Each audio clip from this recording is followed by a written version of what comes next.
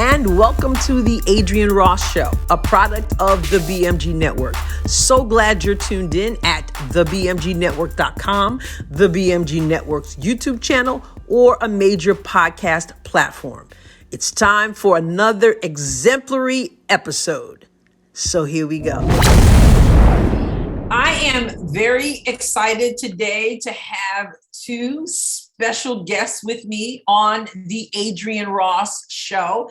And I'm actually going to step aside for a moment and allow them to introduce themselves to you. And then we're going to jump right into today's topic. So, Sarah, if you don't mind giving us your full name and then you just tell us something about yourself.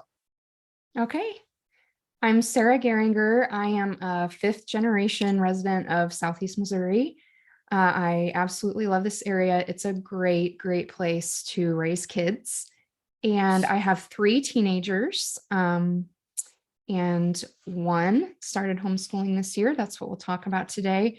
I'm also a Christian author. I'm a podcaster like Adrienne, and I'm a book launch coach, and I'm a creative coach as well, and an artist. So I wear lots of hats. Yes, excellent. I'm glad to have you here. Me too. Okay, and next we have Jessica Farrar.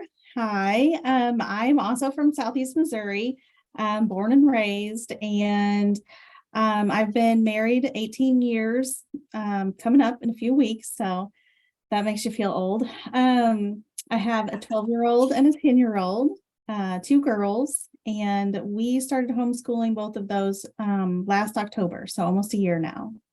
Okay, good. Which is a great segue because that's what we're talking about today. We're going to be talking about education and homeschooling in particular. And before I go any further, let me say, if you hear me sniffing, if I sound a little strange out there, whether you're watching, whether you're listening, it's because I had a procedure done yesterday as a follow-up to surgery. And it was to open up my nostrils and get some scar tissue out from brain surgery that went through my nostrils to my brain. But now it's kind of shut down a little bit, and I guess got to go through the healing process again. So I'm hard to breathe. And so I sound a little bit nasally, but that's okay because we're going to hear less from me and more from my guests. As Jessica pointed out, she's a homeschooling mom. We want to talk about homeschooling. Those of you who listen to my podcast, those of you who know me personally, you know that my background is in education. I taught in upstate New York, English, seventh graders for almost 2 decades, okay? And so children are very important to me. I also coached girls' high school varsity basketball. So again, young people are very important to me. And I have had the pleasure of teaching in the public school and teaching with educators, many of whom absolutely love children, are very good at what they do, and throw themselves into their work. I also worked with a few people who didn't seem to even like kids, and they probably should have a different profession. But the vast majority loved kids and are good at what they do. But I am concerned because things seem to have changed, okay, somewhat. The culture has changed. And whenever the culture changes, it manifests obviously in school. Yeah. These two women this is the first year they've homeschooled, okay? They both told you they're obviously moms, but this is their first year. What I'd like each to do is to talk about why they chose to homeschool. And it probably wasn't an easy decision, I imagine, or maybe I'm wrong, but walk us through the process of making the decision for the first time you're going to homeschool. Sarah, do you want to start? Yeah. I mean, Okay. Honestly, it's been 5 weeks or so. My head's still spinning. I did not see this coming at all. Like I said, this is my youngest. She's a freshman. And my children were in private school from like their 3-year-old preschool. They all switched over to the public school system. It was like 5th, 7th, and 9th grade. They're that far apart. So my two oldest are boys, and I think I just know boys and girls handle situations differently. And so Yes. my daughter was going into high school this year. Now all of my kids are really good students. All of them are very emotionally mature for their age. That plays into this factor. When I went to this high school, same one, my class was 285 students, and we had 10th, 11th, and 12th grade, so about 800-ish. Now, it's 4 grades. The classes are almost 500 in size, and then you add another probably 1,000 faculty and staff. So it's a miniature city. And so when she got on campus, she was completely overwhelmed. She was absolutely overwhelmed by the size of it, because she went from the junior high with about 900 students, so about the size of school that I was used to when I was in high school, to this enormous metroplex. But I haven't talked about this publicly yet, but I think, Adrienne, your show is a perfect place to do this.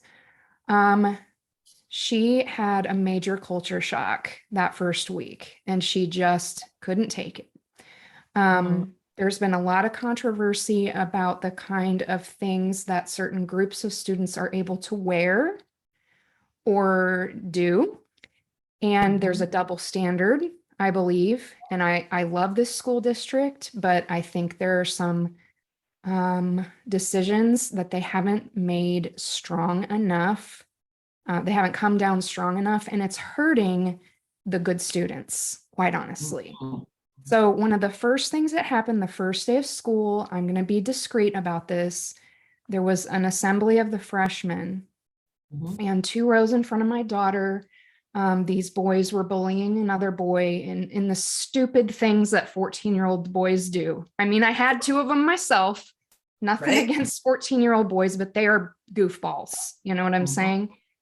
Yes. So the boy that was in front of them that they were picking on stood up, and we're talking, there were 4 principals in the room. The SRO was in the room, almost 500 students. SRO, tell us what that is. A student resource officer, so a police officer that's at the school full time.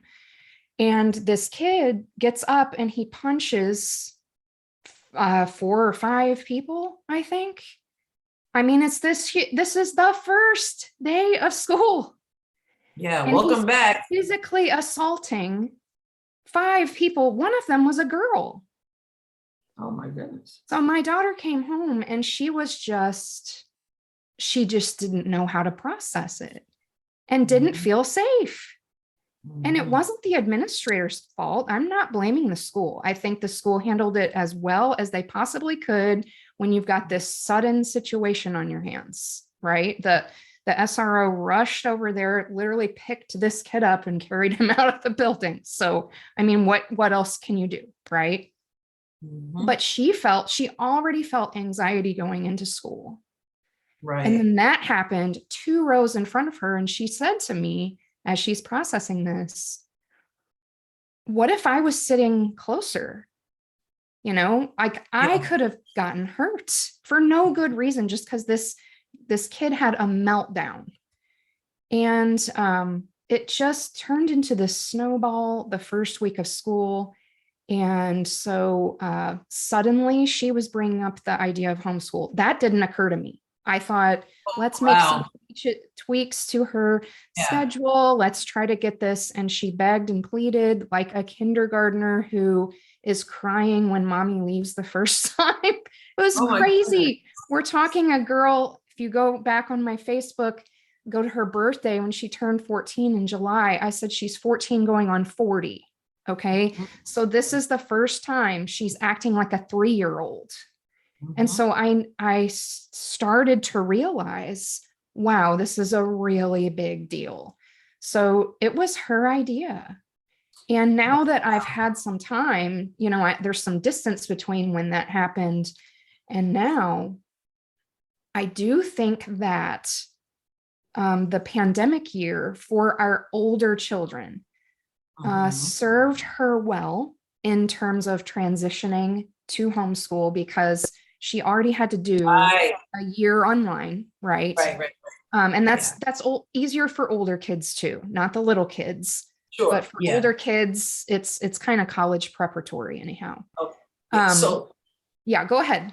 Go ahead. yeah, so interesting that something so negative, you know, um, prepared her for this transition that she was going to need in this year. All right, I want to get to Jessica, but I want to make sure I hear you right. You did not go into this school year expecting to be homeschooling at all. No, Right. But your no. daughter's response to what should not be taking place anywhere, much less a school, made you make that decision. So really quickly, how long a time between that first incident to when you were homeschooling? There was a little bit of a staggered date. So I think her first week was September 12th. So the end of that first week of school, I had withdrawn her. So Wow. yeah, Yeah, you she didn't only waste much spent time. 5 days in the actual public school. Wow. Okay. Okay. All right. What about you, Jessica? What was your situation like? And tell us how old your children I have a 12-year-old and a 10-year-old, and my situation was not as abrupt. I feel like it was a long time coming. The church that I go to, I am a minority as far as sending kids to public school. A lot of homeschoolers are there, and by going there 8 years or so, I guess, I have realized that they're not that weird. And, when I was growing up, I thought homeschooling, they wear dresses and the little bonnets and, are? whatever. And so I just realized that they're normal people. And I was always envious, honestly, of them being able to stay home, and just our family situation didn't allow it, or I didn't think that it did. I just never even considered it, really, even though my kids needed me. And I really feel like for years and years, I hated sending them away. I hated so many things about just the drop off, you can't get out of the car and you can't give them a hug. You can't go in the building, which I get it. I understand all the things. There's just so many kids. They got to shuffle in there. They have to be very efficient. Um, it just, it just felt really cold. And by the time I got done working, it's been 10 hours, and now I have 2-3 hours of rushing through dinner, and we already had a bad morning, and now we're rushing through dinner and baths, and if there's anything in the evening, I have no time with them at all. And so I feel like the abruptness did happen. I feel like just because God removed the scales from my eyes, as far as this goes, and is like, maybe you can do this. Why don't you consider that? So the thing that really sparked it was during I guess the second year of COVID. My 12-year-old got sent home because she was around someone that had it. She wasn't sick, and she had to be at home for 2 weeks. And so I negotiated with my boss and was like, there's nothing else I can do. I'm staying home with her, and that's all there is to it. So I'll work from home. And so that's what I did. And I was like, well, this is really nice. Me and her sitting out on the deck doing this. And so her schoolwork didn't take but an hour a day probably. And so I looked into some free curriculum that a friend suggested, and we just tried it out. And my biggest concern was, at that time, my younger daughter, who struggles a little bit with 2020 was awful, having to do things online with her while I worked full time.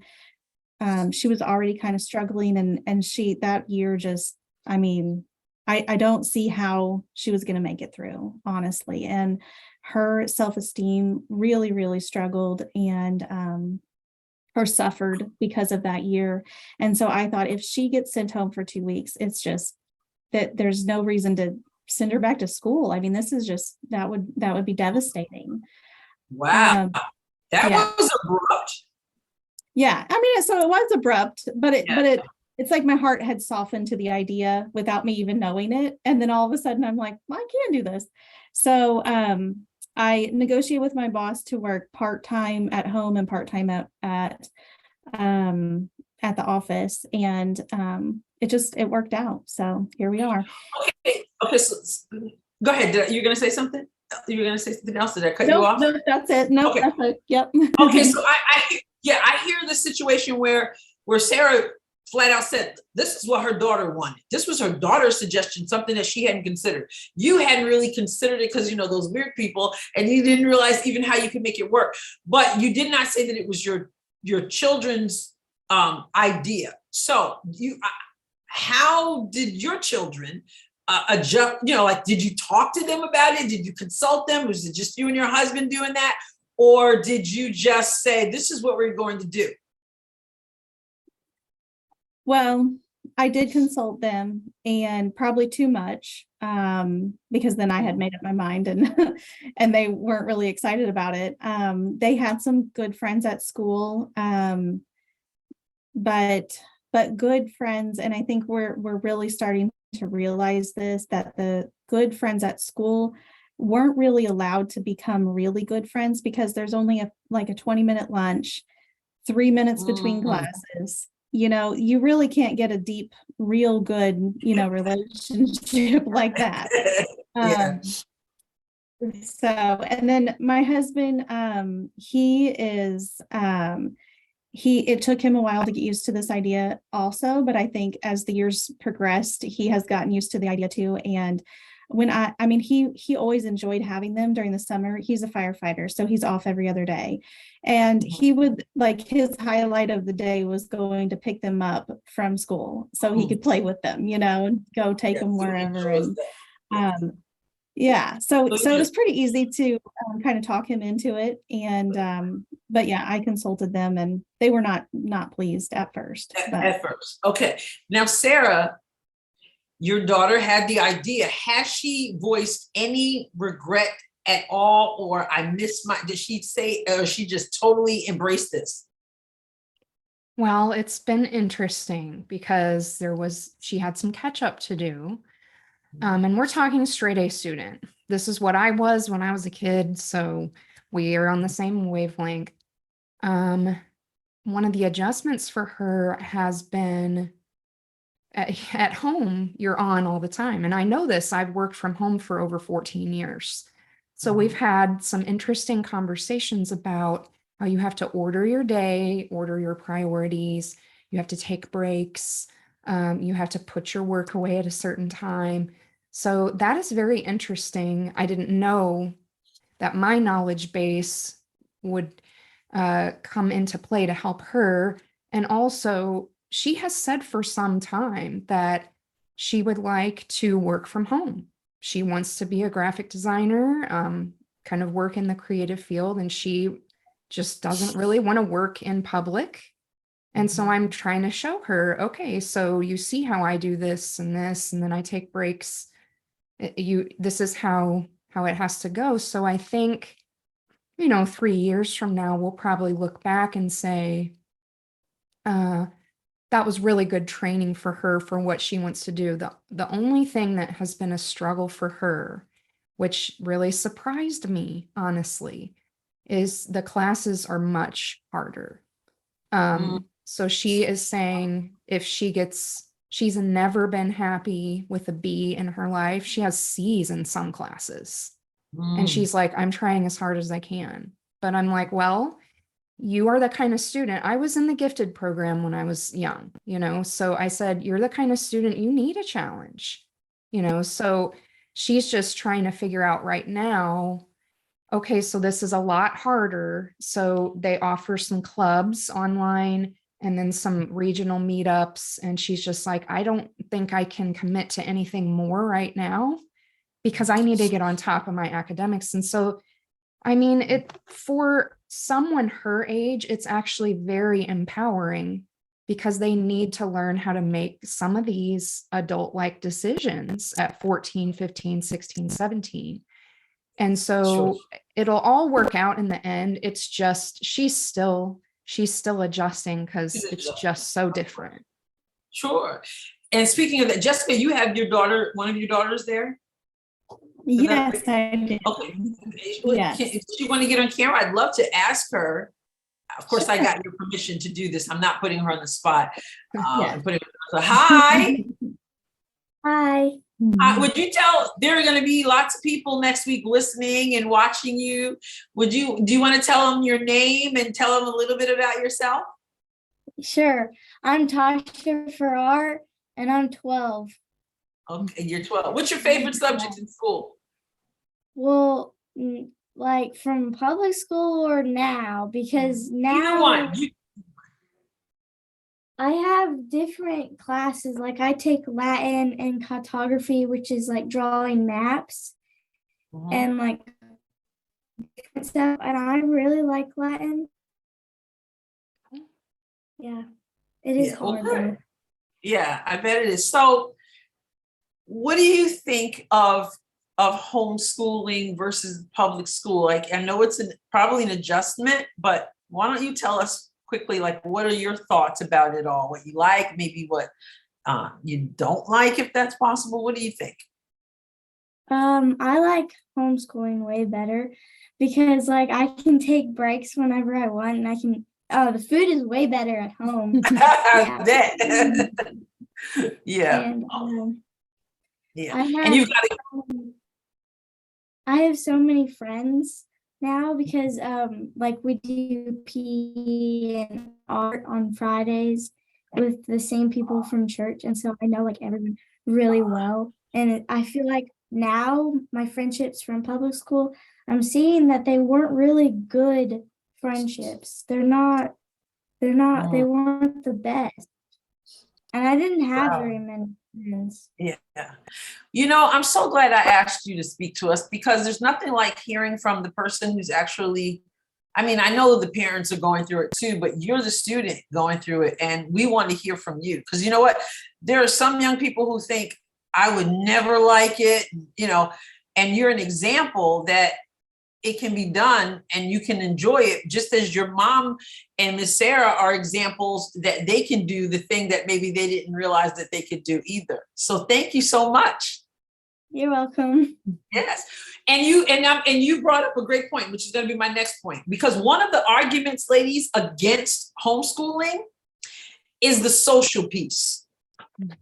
And we just heard, what's your daughter's name again? Tasha. We just heard Tasha say that she spends time PE and stuff with friends from the church and everything. But you hear people all the time who think that homeschooling is just this horrible thing. They say, well, these kids are going to grow up and they're not going to have any social skills. And they're, you know, Sarah, what do you say to that? Well, like I told you, I worked from home for 14 years and I'm not a hermit. And I, on an introvert extrovert scale, I'm like 25%, like toward I'm very introverted. So when I go out in my comfort zone, people will say, you can't be an introvert. You're too friendly. You know, like, I don't see that in you. But what I'm trying to say is, I actually think my daughter's an introvert too. Homeschool is very conducive for the kind of environment that introverts crave because we need a lot of downtime. We need a lot of time to process things deeply and being constantly stimulated. Just even my boys would say this, you know, you go down the hallway and like I said, you're in a high school of 3,000 plus people. And I mean, it's like those movies where there's just throngs of people in, you know, Times Square in New York City. It's like, that's what they're walking through. And none of them liked that, especially my daughter. Just feeling like you're this one little ant in this giant marching army. And so I love that your daughter said the food's a lot better because Lauren actually likes to cook lunch sometimes, you know, and that's kind of a creative outlet for her. So we just can keep discovering little opportunities. And we, unlike your daughter, she does have a good friend group from public school, and she's been seeing them about once a week. So it takes a little bit more effort to like have them over and stuff, but that we knew that going in that we would have to be more intentional about that. And I enjoy seeing her friends, you know, so Yeah, yeah. So for it's good for both you. of us. And I love that you use the word intentional, because if you, I think, and I'm not a parent, I don't have kids, I'm not going to pretend to know the struggle. Okay. I don't have my own, you know, I've had a lot of children over the 17 plus years that I taught, but I don't have my own kids, you know, but I know that everything requires intentionality.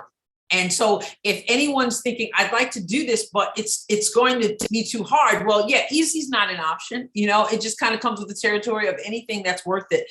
And I imagine when your daughter came home and said, this is what I dealt with at school, it's worth it to you. All right. Now, Jessica, what about you? Because she mentioned some social things. What are some social activities and how does that all work? Yeah, so I was thinking about that. We stay home Monday and Saturday, and we usually don't stay home Saturday. We usually are visiting friends or something, our family that day. But I mean, we have something every day with friends. Tuesday they have ballet. Wednesday she's got 1 day a week school. Classical conversations is the curriculum, and so she goes there, and then we go to church on Wednesday night. We have a friend group, like a standing 2-hour just free play. And that, I just love that. It's like a 2-hour recess once a week with this friend group. And there's a whole bunch of friends mostly from church, but there's some others too. And they just really get to do whatever. They can sit around and talk. They can run around. They usually end up playing kickball or something like that. And there's a range of like five-year-olds to 15-year-olds, and they're all playing together. And it's just amazing to see that. And it's really more of like real life. You have to deal with different age groups in, you know, your workplace and everywhere else. So it's really, that's just awesome. And then Friday, like she mentioned, PE and art. And then of course, Sunday, we have Sunday school and church. And it's the same kind of group of friends each day. And we just get to really talk with them. I get to know the parents really well. We can do, you know, barbecues and things like that with their friends, because I know the parents too, and friends with them. So it's a good community. And, you know, school should not be the end all and be all of life. It serves a purpose, public school, whatever school, charter school, you know, whatever it is, it serves a purpose in life, but that's not the answer to everything. That's not the God in our lives. And so if you're expecting the school to meet everything in terms of the social and the spirit, Lord knows, you know, hopefully you're not getting the spiritual stuff from the public school, because it's a trip, you know? So it, you know, well, what about their social skills? Well, look, you got to have a choice so that you fit their personality. Sarah talked about the personality of her daughter. And that's why parents, I believe, and I'm not bashing the public school. I'm concerned about the public school. But listen, I taught in the public school. I'm not bashing it, but there are some concerning things, you know, and I want if I had a child, I want that child to go up to a place that supports my values and also the best fit for my family. And Sarah talked about her daughter. She needs a lot of downtime and stuff. And sometimes there's that overstimulation in the public school. She knows her daughter best, you know? And then Jessica, with your daughter as well, the social things and the church. And I know you both of you ladies are Christians. And so the church is so important as well. It's not all about, the school. I mean, the school is one aspect of the life in the child that God has allowed you to steward. Mm-hmm.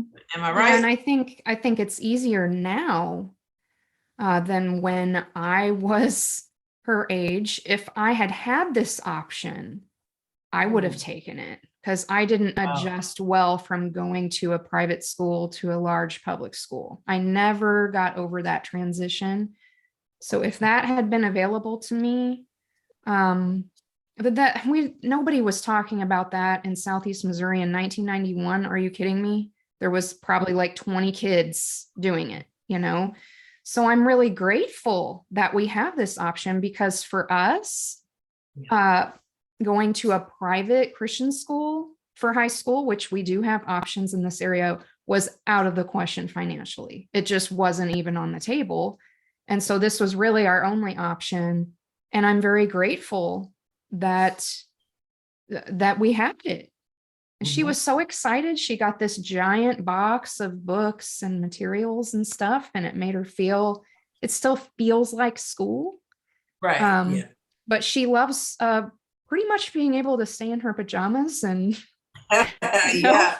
do her morning Zoom calls. I mean, she really likes that. Well, this all sounds really good, but let's, we know that none of this, I imagine none of this is without challenge. So I'm going to ask you to think of what, and I want you to concisely state, like a word or a short phrase, the greatest challenge overall to homeschooling. And again, you're only a few weeks in, right? But what have you found to be the greatest challenge? Jessica, why don't you start? My greatest challenge has been deciding the type of homeschool that I wanted, because there's so many different ways to homeschool. There's the online school, there's classical conversations, there's unschooling, which I read about. And I feel like different kids need different ways, and they don't all need something that looks exactly the same. And I have two very different kids. And so just knowing the right way to homeschool each of them and pick that right way and stop reading about it and just do it. Yeah, just do it, right? That's Yeah. really good. Imagine being in, as I experienced, in a class of 30 people and trying to teach to everyone. And then you throw in special needs and gifted and all that, and you're trying to figure it all out. So yeah, it can be tough, I imagine. But okay, Sarah, what about you? What's the greatest challenge? Gosh, it's knowing how much to let her do herself and how much to involve myself. And that's, I probably get 8 or 10 emails a day, and I'm like, do I take action on these? So I think that'll work itself out in time. But again, at the age she's at, it probably is better for her to have more on her. I remember telling my boys when they started high school, I'm like, I'm not going to look, like, this is high school. Like, you're responsible for your own stuff. I'm not going to keep asking you, what tests are coming up, or, I'm not going to log in every day and check your grades. Like, right. You want to be treated like an adult, you have to act like an adult, Right. Yeah, So, but right. still, since we're here together all day, I just wonder, am I doing too much in her life? I don't want to, you still have to let your teenagers kind of spread their wings. And so that's kind of a day-to-day struggle I'm still figuring out. Okay. The greatest joy. And Sarah, you can continue because you're talking already. So we'll just go from your greatest challenge to your greatest, what's the greatest joy of this? My daughter had to make some brave decisions that I can't talk about publicly. And I'm just very proud of her that she took it upon herself to go for what she wanted. I didn't have that in me at 14 years old. And I think she's going to be a very strong woman someday. And it's very gratifying to see a glimpse of that in her now because of her moxie that she used to make this choice this year. Yeah, good, excellent. And you, Jessica, greatest joy? Just the relationship between the sisters and myself has blossomed so much. Where used to we would argue and fight over the bathroom and that sort of thing all day. The time that we had together was always hostile. It seemed like fighting in the car, fighting in the bathroom. And so now they get to play, and their break is usually playing. They cook together, they play together. It's just amazing. I feel like I've given them their childhood back. Oh, wow. That's cool. That's wonderful. Yeah. Okay. So we're going to wind down, and because I'm going to like I said, I'm going to have someone else coming on who's been doing this for a while, and she'll share her story. And they do, and I saw on social media, they've gone to Pennsylvania, I think, and and they did the field trip and the whole thing. And I don't know how you guys do it, but she's like, when they cook, it all counts toward their homeschooling, like every single thing that they do. She said, well, we'd be doing this anyway because I'm training them to be adults, but it all goes towards that. And so, but she's got a lot of experience. And so if you were to ask someone, if you have a question, if you don't, you don't, but if you do, of someone who's a veteran homeschooling parent, what advice would you ask, if anything, of someone who's been doing this a lot longer? I have a lot of friends that homeschool and have homeschooled for a long time. So I talk to them all the time. Okay. And I'm constantly picking their brain. And I find great comfort in hearing them say that they shouldn't have worried about this or they shouldn't have worried about that. And that just gives me a lot of hope that it really is going to be okay. Yeah, that's good. Yeah. Any questions that you have, Sarah? Well, what we're both talking about is how will this help her get scholarships? Because, when you're in public school, you get involved in lots of clubs and organizations and things, and that's not necessarily available to her in the same way. So that's kind of weighing on both of our minds, but I have some veteran friends I can ask about that. And also she loves to do her own online research. So just let her go. Let her look it up herself. Good. Excellent. What curriculum are you guys using? We're working with MOVA, and that they use the Stride curriculum. I believe I'm answering that correctly.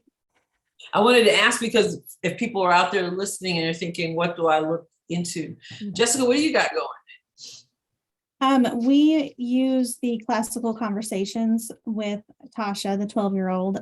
So she's in a program called Challenge, and it's for 7th graders. And then my youngest daughter is more of the unschooling, where we're just teaching her how to cook and clean and take care. We just got a puppy, so she's all responsibility is on her taking care of this puppy. And I read to her, and she does crafts all day. She never unplugs her hot glue gun, and we're just kind of letting her go. So completely different sides of the spectrum as far as how to homeschool. So kind of testing them both out. Mm-hmm. Excellent. Years ago, a friend of mine, very good friend of mine, we've known each other forever, went to college together. She was on my birthday episode a couple weeks ago. And she always said, I want my children to be in the public school when they were younger. They're grown now. I want them to be in the public school, as a Christian. She and her husband pastor, et cetera. She said, I always want them to influence the culture, the school, the atmosphere and everything. And then when they got to school, she had them in Christian school. And she said, so I reminded her of that. And she said, I realized that my kid was not going to be the sacrificial lamb, and so I want them to have that foundation. And then, maybe they'll move to the public school because that school ended at grade 8. But I want to train them up. I want them to have that foundation. They are not going to be their sacrificial lamb to try to prove anything. We can always be a light wherever we go. I'm not, again, against public school. It is an option for some people, but I am hi. Hi. Now tell us your name. Tess. Tess, right? Yeah, you look so much like your sister, who looks so much like your mother. Thanks. Yeah, you're welcome. But public school is a fit for some people. Like I said, I had Sarah Payne was talking about education. She comes from a family of educators, household of teachers. And she was talking about how taxpayer dollars, the public school's not going away. She's a product of the public school, et cetera. And it's very good for her son who has Down syndrome. And there are things that there are no options there in Alaska that would be best for him. So it's a great fit for them. It's not so much the teachers that we sometimes have issues with. It's the unions and all that stuff. That's a whole different political conversation. But public school's not going away, but also school choice. And people being able to use their taxpayer dollars to decide what's best for their children.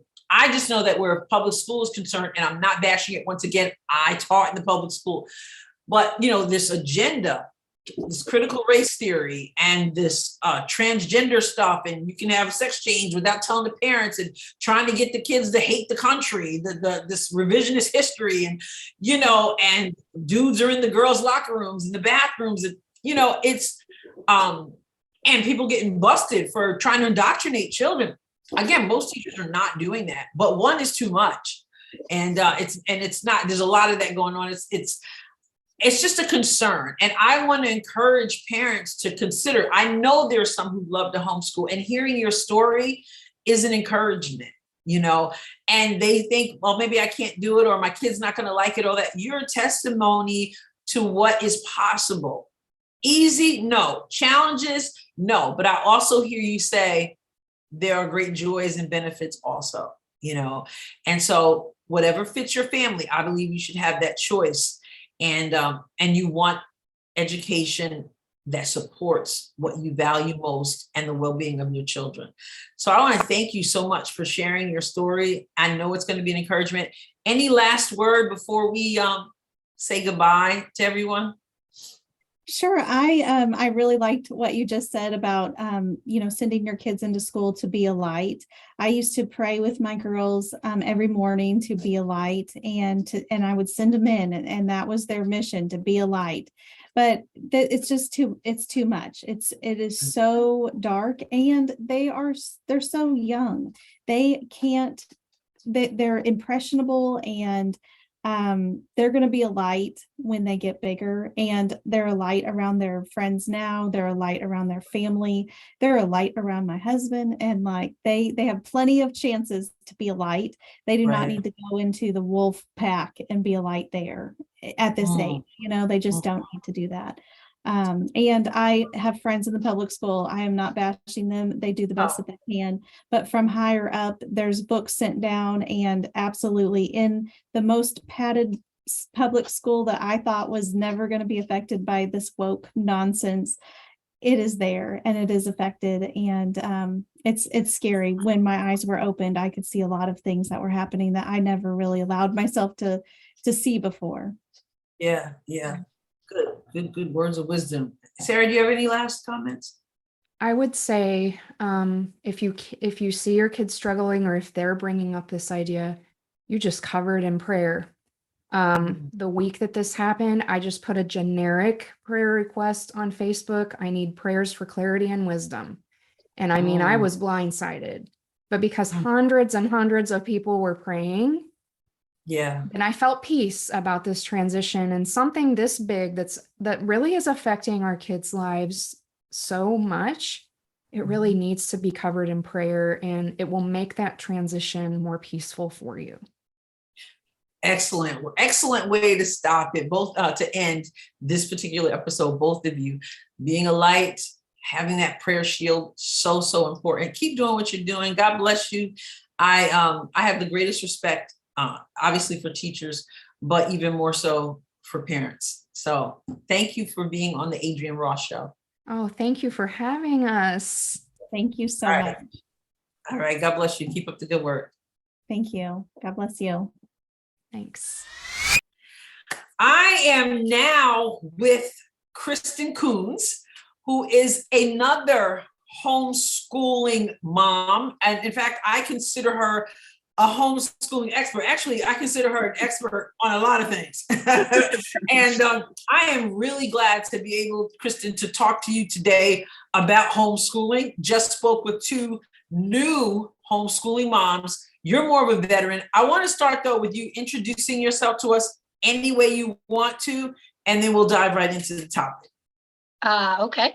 I am a military wife. My husband's a disabled veteran of 20 years. He is almost out of the military, and we are very excited. And then I have 4 children. I started homeschooling 6 years ago when my school changed their layout and they started making classrooms 36 kids to a classroom.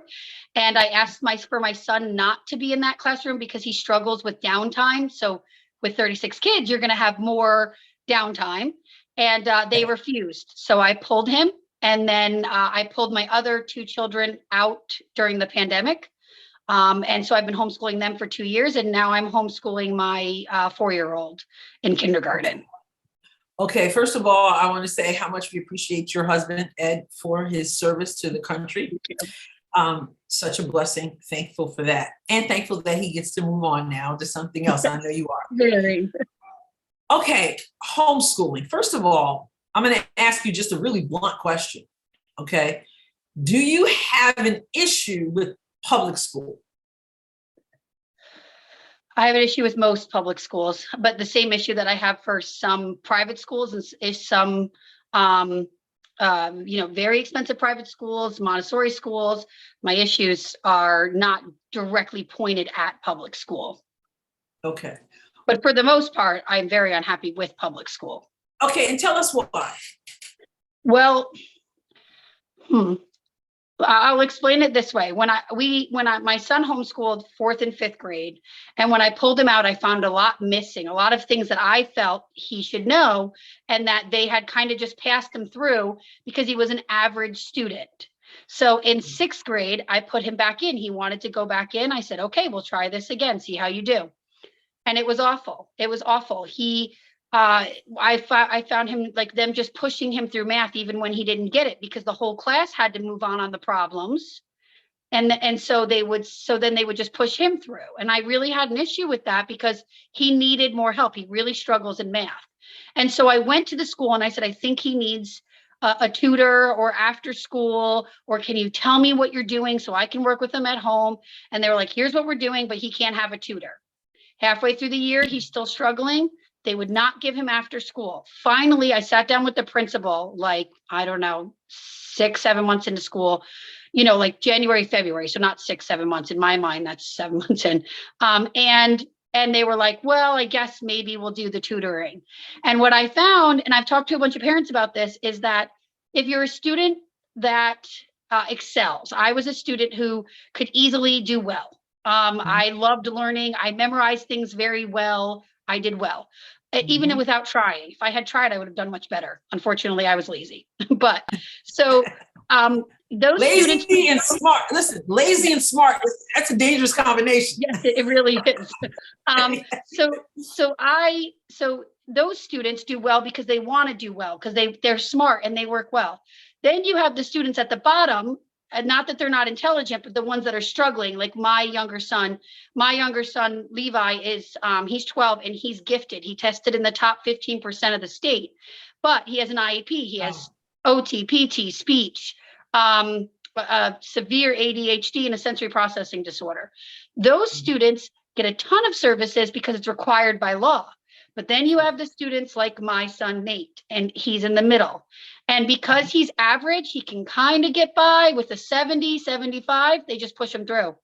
And they don't, my biggest issue with any type of schooling that is to the test, I would say, is that they don't push kids to be the best in what they can be.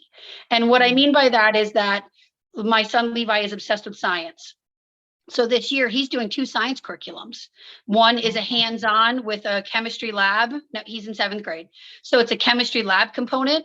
And then the other one is a general science where he learns the weather, atmosphere, all of those type of things.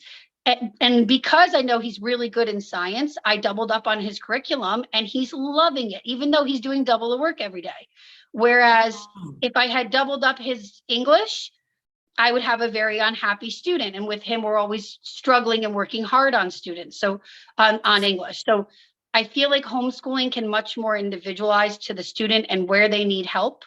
And I also think you can push kids into their giftings that God's given them. And this is something that's really been on my heart recently, that we have a friend whose son struggled really, really poor, really, really bad in school, like could not pass, was constantly trying to pass. He got into the BOCES Questar program here, into the carpentry program, and he absolutely excelled, all A's. And he found his gifting, and now he's becoming a missionary over in Africa because he found his gifting. And I feel like homeschooling pushes kids, if it's done properly, push kids into their gifting that God has given them. And Isn't that what we all want? Yeah. I know I'm always saying, what am Yeah. I going to be when I grow up? I want to be in the gifting God gave me. So Still wondering that. Still wondering that. Now, I have to imagine, and correct me if I'm wrong. You said 6 years you've been doing this total? yes, Okay. this is my sixth year. Right. I have to imagine that transitioning from the public school, you went to public school, right? Yep, I graduated from public school. You went to public school. Your kids were in public school, right? Yes. Okay. So I have to imagine that the transition to the idea of homeschooling was a little frightening, or am I wrong? It was frightening and exciting at the same time, but I will say that it took me a long time to get to the point where I wasn't modeling my homeschooling after public school. Like my husband would say, they need to be up and dressed at 7:30 and sit at a desk and be doing their book work. And I struggled because I was like, well, then what's the point of homeschooling? Like if we're going to do what the schools are doing, what are we doing?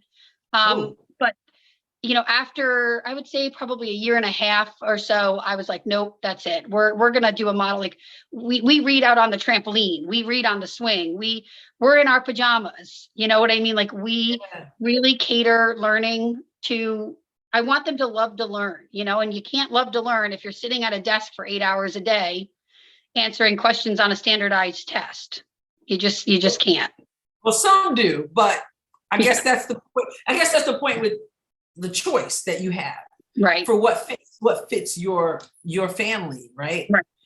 Yeah. Okay. So it was a little bit frightening. And at what point did it stop being frightening, or has it? I think that there's always an element of feeling like, am I teaching my kids well enough? As in, people will pop quiz homeschool kids, but they won't pop quiz public school kids. They'll be like, so how many states are there? So who's the president right now?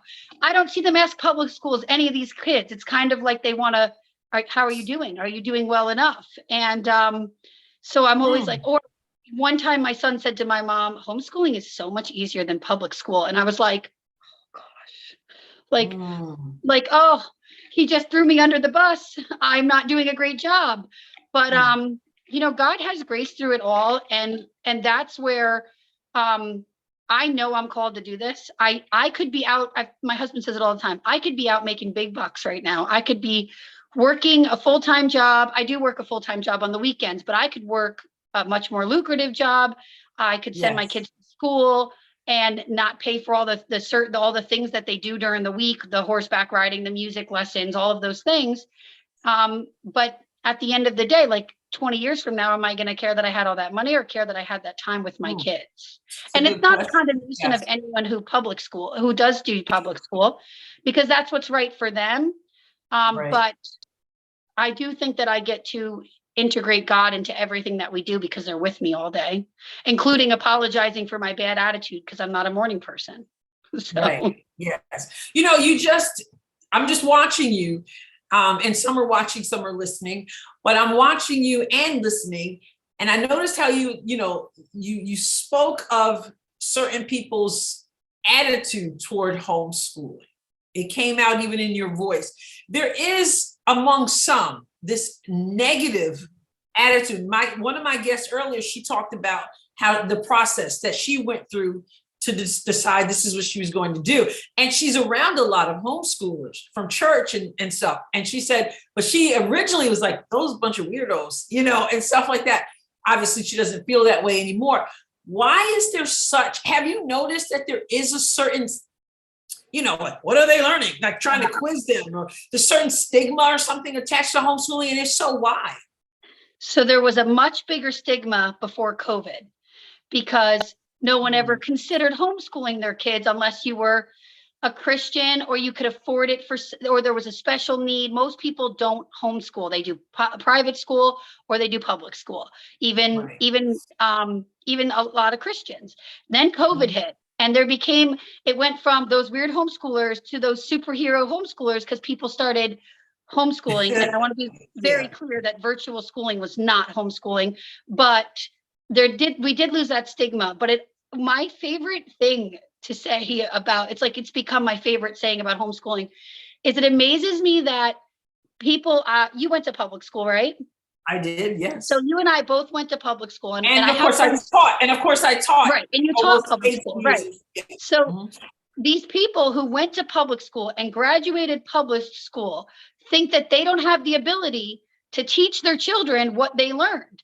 So how Mhm. much faith do they really have in the system that they're sending their kids to? Like Yeah. I believe that I know, I think that high school is tough. Don't get me wrong. I'm teaching my son algebra right now. I happen to be phenomenal at math, but Yeah. it's tough. Yeah. And I've had to get some tutoring for him. And thank goodness we know people that can help us. But at the end of the day, I learned all of this. I passed and I graduated. So if I can't teach Right. it to my son, then I don't want to send him to the same place that I couldn't learn enough to teach. And it really, Ooh, that's almost where I can run the aisle on that one. Because that was too good. yeah, Say that again. Say that again, please. it just flowed out of my mouth. I don't know if I can, but But I say really, the concept again. why would you want to send your child to a place that you graduated from and you don't feel adequate enough to teach your children what you learned? It just doesn't, Right. it doesn't. And I have so many people who are like, I'm not smart enough to homeschool and I'm not this enough. Well, you know what? My son's taken apologetics course and I learned so much in that course, and it counts as a full credit. And they're taking American history. I love American history. I'm a little bit of a nerd. And I'm loving the stuff I'm learning. I do think curriculum matters. I think that, what if you're just going to stick them in front of a computer all day, I don't think that that's a good model. And I am not one of the people who believes that there are no bad homeschoolers.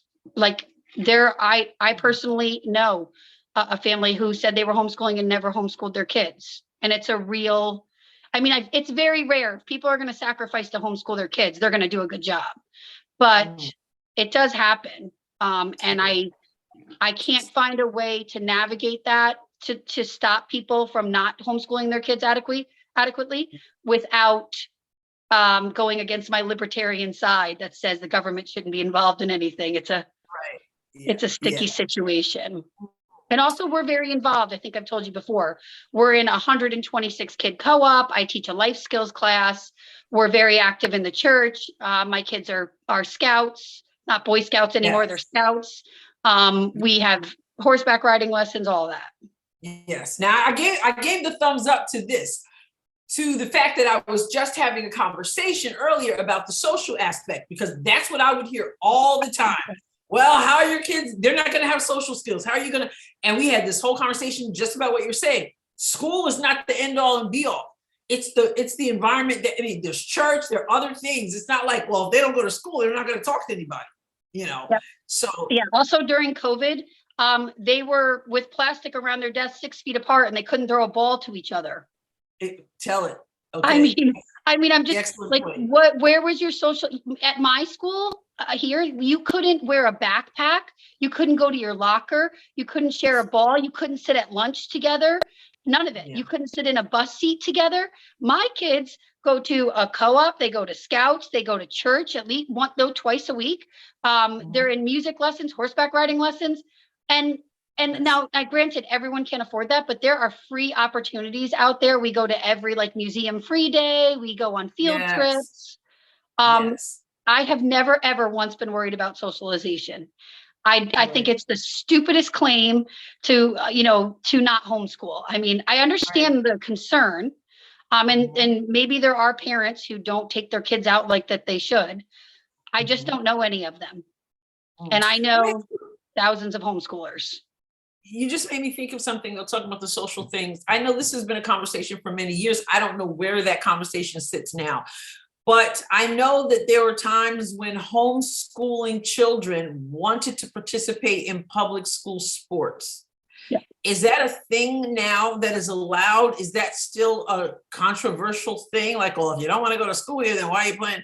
And what are your thoughts about it? So 33 states have what's called the Tim Tebow law. And the Tim Tebow law allows any student to participate in school as long as, you know, a lot of schools have different requirements, like their paperwork's in. Like here, we have to do quarterly reports, or your quarterly reports in. So any, like in Pennsylvania, where we want to move, you can do anything with the school if you're a homeschooler, anything at all. You can participate in the BOCES program, you can do chorus, you can do gym, you can do anything. In New York, you can do nothing, not one thing.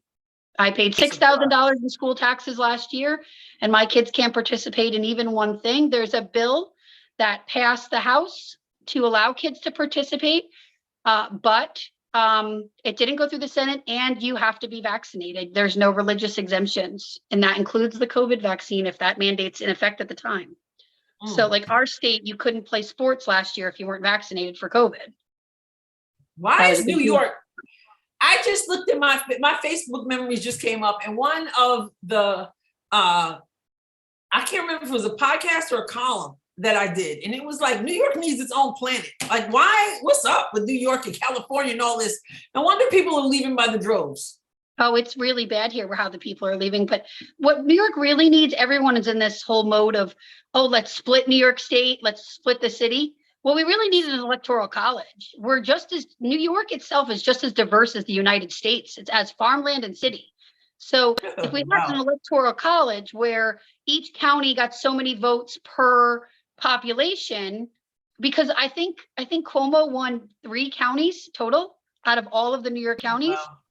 Wow. And the other problem is that conservatives don't get out and vote. Like conservatives actually outnumber Democrats in New York State as far as registered voters, but they all think they're going to lose, so they don't get out and vote. So then they lose.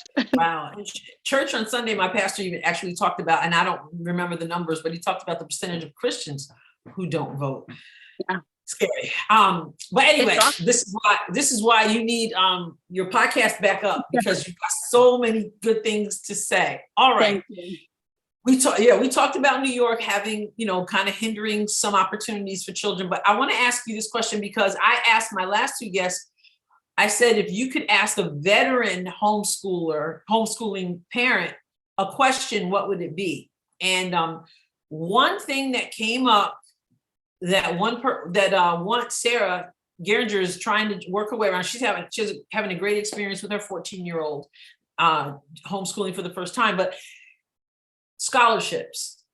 And she recognizes that it's a challenge, and I guess she's trying to figure all that out. I don't know if you know anything about that at all, but what about these parents who say, well, my kid is talented, this, that, or the other, but we don't have the same opportunities, and they're scared about that. So my kids actually won a scholarship last year, not for like college, but they entered an essay contest for patriotism, and they won first and second place. We had Ann Knapp, who is an English teacher, has been tutoring them, and she did a fantastic job. So they got money towards homeschooling. But there's a scholarship right now. A lot of people don't know this. There's a scholarship right now through the VFW for $35,000. And it is an essay on patriotism and an audio file. And it's available to anyone. Wow. It's not like a lot of people think, like when I was in high school, I got a couple scholarships just because I applied for them. I didn't have great grades or anything, but I applied and I wrote essays, and I'm a pretty good essay writer. And there is no, like, you can go to, as a public school, as a homeschooler, that parent can go to the guidance counselor and say, I want to know what scholarships are available, and I want to know how to apply. And the thing is that the schools are awful. They don't, 99.9% of them don't want to help homeschoolers out. Do you know why? Because they lose the money on them.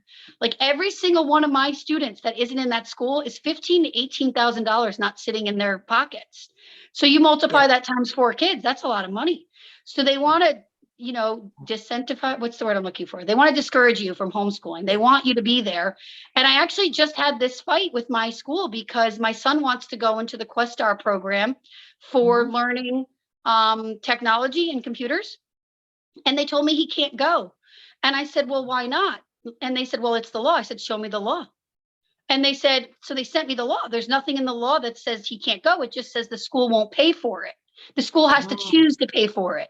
So I said to the school, well, why won't you pay for it? And they said, well, we're not required by law to, because he's not a registered student.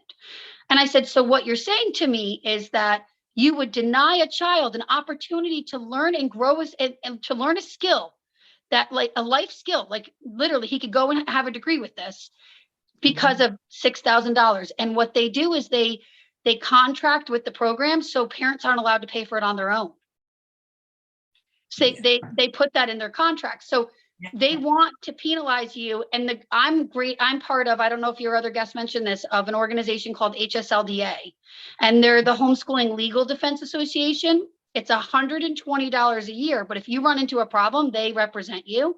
So I called them and talked with their lawyers, and I got all the advice.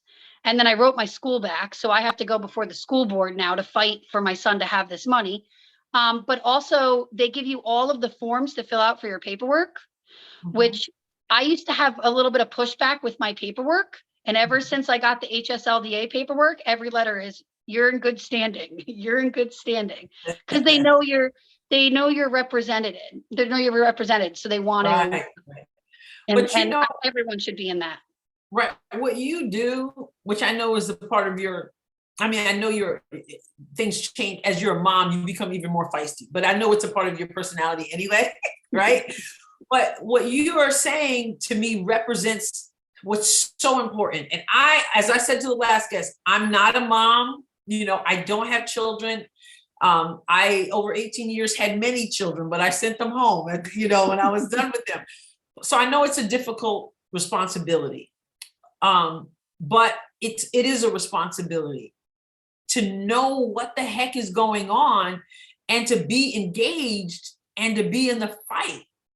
You can't fight for your kid's best interest if you don't know what's going on, or if you allow the system to make you shrink back because, well, they have the degrees and they have the position and I don't. And so let me just sit down and shut up.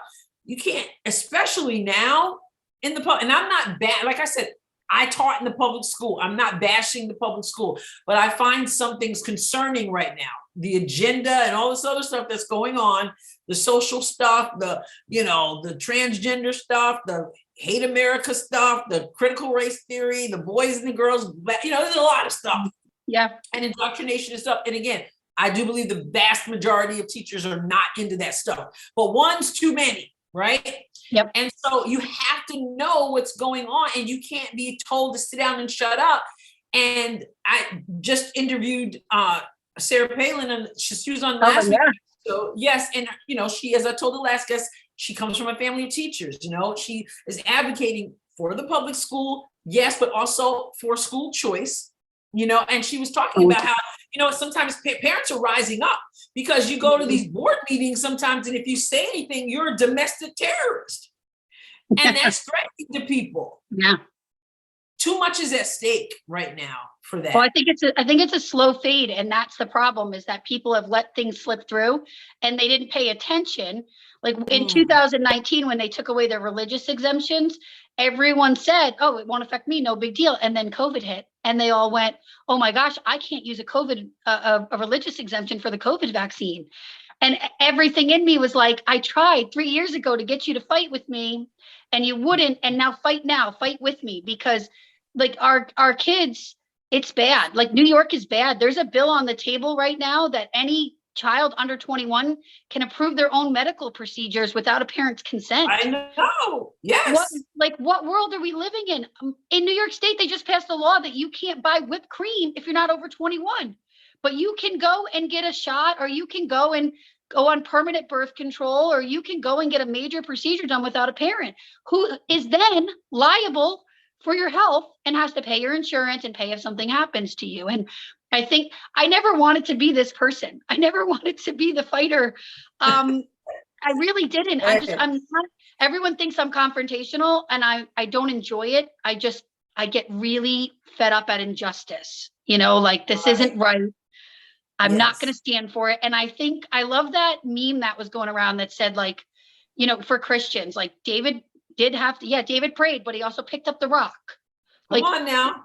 You got to do something. And if I feel like I did a podcast on it a while back about with Paul when they said do evil for good. Like just participate, because good comes out of it. And God is very clear that we are not to participate at all in evil. Like even we're not even supposed to touch it. We're supposed to run from it. And I feel like so many Christians are so wrapped up in everything else going on and just trying to survive and how tough the world is right now, that they're not getting empowered to come and fight. And there are a whole group of Christians who think that Christians shouldn't fight. And I don't know where that comes from. I am not one of them. It comes from deception too. And this, but I heard something recently. I don't know who was speaking. But he was, I don't even know if I might have posted on my stories, but he was basically saying that if you are, when it's time to fight, and it's talking about Christians, you're in the wrong space if when it's time to fight, you're speaking peace. There is a time to fight, to stand up and fight, but some people think that somehow they're more spiritual if they just say, well, what will be, will be. And that's not gonna work. But anyway, okay, so let me, as we wrap up here, I wanna know about your curriculum. What curriculum do you use? So 90% of what we use is a curriculum called Master Books.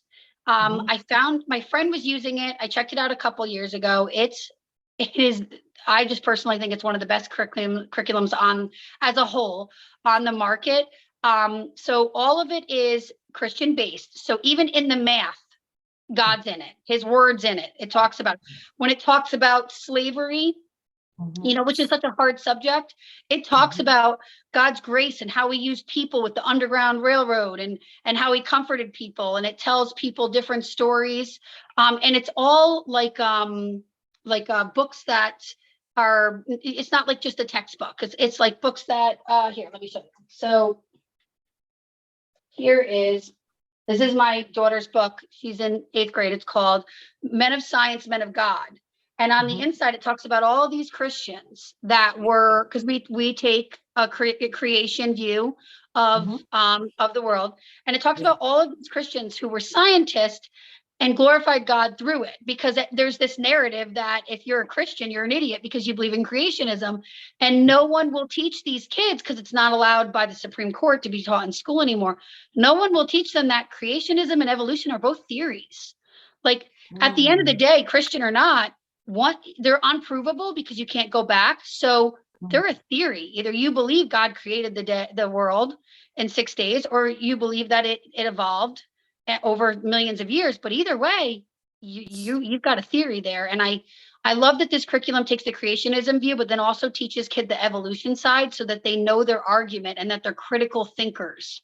I don't want to raise kids who are Christians because I'm a Christian, and I don't want to raise kids who just say what I say. My kids all the time will be like, oh, this is this. And I'll be like, well, why do you feel like that? Well, you said that and you said this. And I'm like, well, but tell me why. I want to know why. I want you to be able to back up what you believe, because if you can't, someone's going to knock you off that horse really quick. And if you're not firm in it, not even just the word, but other things, like if you have a point of view, you got to know the other position as well. And so many liberals and conservatives are in their little boxes. Do you know what I mean? Like they only watch Fox News, or they only watch CNN, and they never cross over, so they don't get any perspective of anyone else, and they can't form their own opinion. And that's one of the classes we're going to be doing with life skills, is how to critically think, and this is 7th to 10th graders, how to process information. I think that it's so important to first have that foundation of faith. Yes. That you instill into them, and then teaching them alongside that how to think critically. I know you don't start off as whatever you want to think. You're going to teach them, as for me and my house, right? Yes. And then become those critical thinkers. But I'm also a very factual person. So when I became a Christian, when I got saved, for the first 10 years, I thought you could be a Christian and believe in evolution because God just created the world more slowly, right? Because that's what a bunch of Christians told me. And then I realized that if there was death before Adam and Eve, like the death of animals over millions of years, then why would Jesus die? Oh, girl, you are so. This is so I'm like, there's a reason why I'm. So what I'm saying is yes, I think it's great to get that foundation. And I didn't go to my kids on day one and say, here's evolution, here's creationism, pick a point. I got, my kids know the word. We're in the church. We read the word with them. We pray with them, we live it. So that's the best that we can do. But at the same time, I just really this is a different world. And like, it's different from when you and I grew up. It's very different. This technology makes it very difficult, and it's rough. I mean, there are kids who are peeing in a litter box at school right now. I know. And if my kids can't speak truth in the midst of that, then I feel like I failed. And they can't speak truth if they don't know the truth, and they can't know the truth if they haven't questioned the truth. So that's my goal in homeschooling, is to raise kids who are independent thinkers and not kill them by the time that they graduate. That's another big goal of mine. Survive the homeschooling. Yes. Well, I think your children clearly are being taught to think, because you're a thinker, and to stand up and to fight, and all those things. All those lessons are so important. And so I just want to commend you for doing the hard work. Thank you. There's a hard, and I know that there are people out there who think about homeschooling and they just, how do I do that? I don't know. And so that's why I wanted to talk to people. Public school works for some people. It doesn't work for other people. And people should have those options before them. And some feel that I can't afford this and I can't afford that. And that's another topic as well. But have you ever homeschooled or considered homeschooling people who are not your own children? For other temporarily homeschooled a year and a half ago, someone who moved here at the very end of the year, and I just let her do my kids' curriculum with us. There is a growing need here, or a want for what's called micro schools, because all of the Amish lost their schools when the religious exemption came down. They got shut down completely. And so in order for you to not qualify, and the religious exemption, I don't know if you know, applies to public school as well, private school as well. There's no religious exemptions for daycare, preschool, anything. So for anyone under 18, there's no religious exemptions. So there is a growing need here for people who want a micro school. And that's where you would all go and you would get together, and each parent would teach a class, or you could bring someone in. And it is legally allowed, but you have to be careful. I don't know if I've ever considered it. We've talked about maybe doing 2 days a week at our co-op. And then what everyone realizes is they love that they don't have to go somewhere every day of the week. They love that they get up and they have breakfast with their kids and they do their schoolwork. And so I think that, but I'm very happy with Sarah Palin, a big proponent of school choice. And I think that a lot of issues I think a lot less people would even homeschool if there was school choice, because school choice is a capitalistic idea. Because you're going to choose the schools that are better, and they're going to get more money, and then they're going to get even better, and the schools that are bad are going to get.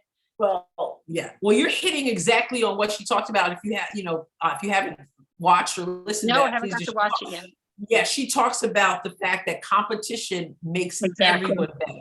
Yes. Makes everyone better. So that's so important. Okay, any final words about homeschooling? A word to people who are considering it, a word to people who are already doing it. Anything at all as we wrap up this episode? Well, if you're considering homeschooling and you're overwhelmed, I would encourage you to reach out to Adrienne. I'm sure she's got her information when this podcast goes out, and she will refer you to me. I have another friend who is very big advocate for homeschooling, who actually ran all the paperwork. But if you're currently homeschooling, I just encourage you to rest in God, because you're always going to feel like you're not enough. You always feel like that as a parent in general. So why not be enough at home with your babies? Like, why not? I love that. Not going to not be enough.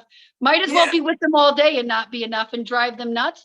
And you got to stop looking at what your kids are missing out on and what you're giving them.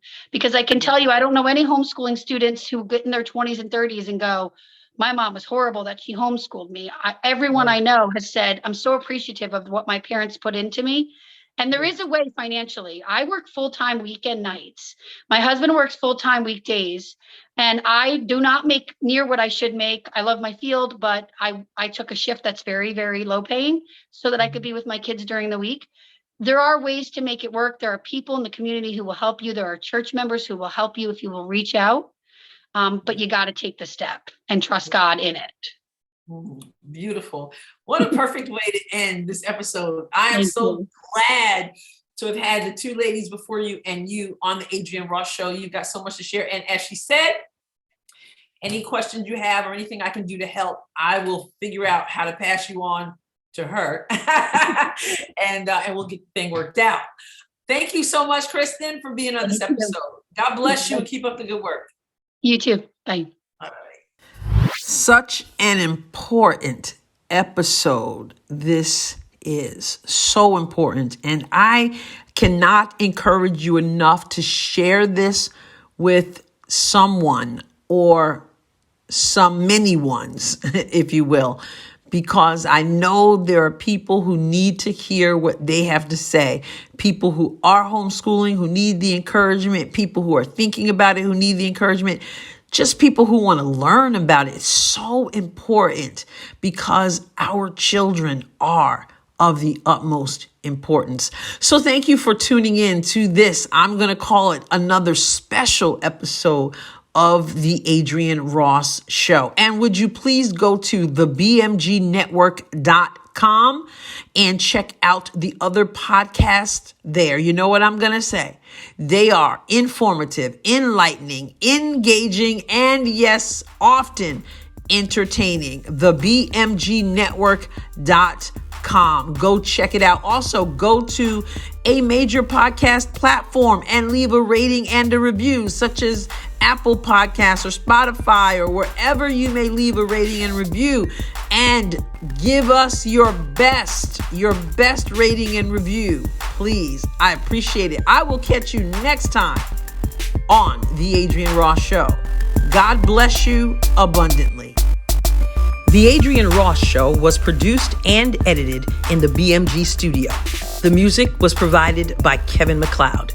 Find more episodes of The Adrienne Ross Show at thebmgnetwork.com and major podcast platforms. Be sure to tune in regularly. You don't want to miss even one episode.